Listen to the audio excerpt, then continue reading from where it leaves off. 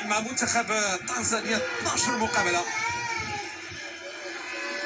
كره الجهه اليمنى عند موسى مزراوي كيرجع للخلف. خنوس مزراوي مرور ممتاز، مره ممتازه. مزراوي كيحاول انه يدخل بالكره ديالو داخل منطقه الجزاء، ولكن كيظهر على انه هناك تغطيه. لاحظوا هنا كيف يمكن من خلالها يوسف النصيري من اعاده الكره سريعا للمنتخب الوطني المغربي.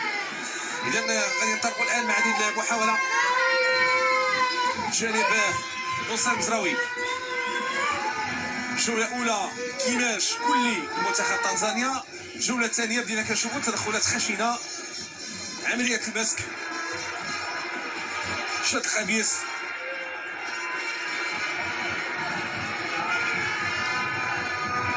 كره عند